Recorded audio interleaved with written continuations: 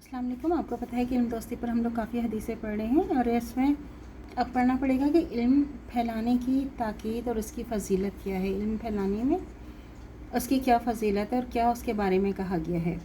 इल्म हासिल करने के अलावा इल्म फैलाने की फ़जीलत भी बहुत ज़्यादा है, क्योंकि इल्म की बिना पर लोग अपने अक़ायद व ख़यालात, अमाल और आदात को दुरुस्त करके बेहतर ज़िंदगी गुजारने और आखिरत की कामयाबी हासिल करने के काबिल होते हैं।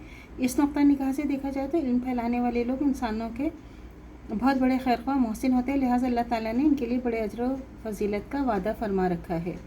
हज़रत अबू उमामा बाहिली रज़ी अल्लाह तआला अन्हा बयान करते हैं कि रसूल खुदा सल्लल्लाहु अलैहि वसल्लम के सामने दो आदमियों का जिक्र किया गया। इनमें एक आबिद था, दूसरा आलिम। तो रसूल खुदा सल्लल्लाहु अलैहि वसल्लम ने फरमाया कि आलिम को आबिद पर वैसी ही फजीलत हासिल है जैसी मेरी फजीलत तुम में सबसे अदना आदमी पर। फिर रसूल खुदा सल्लल्लाहु अलैहि वसल्लम ने फरमाया कि बिलाशुबह अल्लाह ताला उसके फरिश्ते, आसमानों वाले, ज़मीनों वाले, यहाँ तक के चींटी अपने बिल में और मछली पानी में शख्स के लिए दुआ खैर करते हैं जो लोगों को भलाई की तालीम देता है। सही तिरमिज़ी की हदीस है।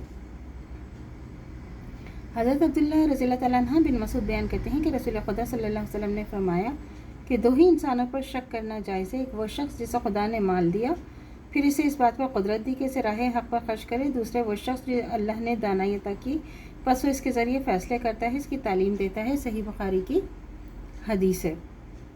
हज़रत ज़ैद रज़ियल्लाहु तआला अन्हा बिन साबित बयान करते हैं कि मैंने रसूल खुदा सल्लल्लाहु अलैहि वसल्लम को फरमाते सुना कि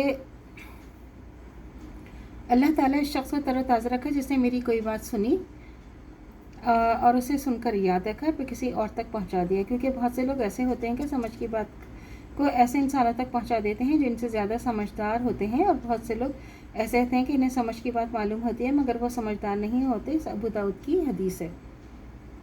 इससे क्या मुराद है? इससे मुराद ये है कि इल्म दीन की इशाअत करना बहुत फजीलत की बात है। इसका एक पहलू ये भी है कि लोगों की अक्ल और समझ के दर्जे मुख्तलिफ होते हैं। हो सकता है कि इल्म की कोई बात ऐसे इंसान के पास हो जो खुद ज़्यादा समझदार हो, मगर जब वो इसकी इशाअत करेगा तो इन मुमकिन है कि ये बात किसी ऐसे इंसान तक पहुँच जाए जो पहुँचाने वाले शख्स से ज़्यादा समझदार हो। इस बात को बानिस्बत पहले शख्स के ज़्यादा अच्छी तरह समझे और ये शय ख़ुद उसके लिए भी दूसरों के लिए भी ज़्यादा फ़ायदेमंद हो।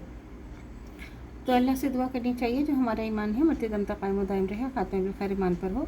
इजाज़त दीजिए। अल्लाह हाफ़िज़। मेरे चैनल को लाइक कीजिए, शेयर कीजिए, सब्सक्राइब कीजिए। शुक्रिया।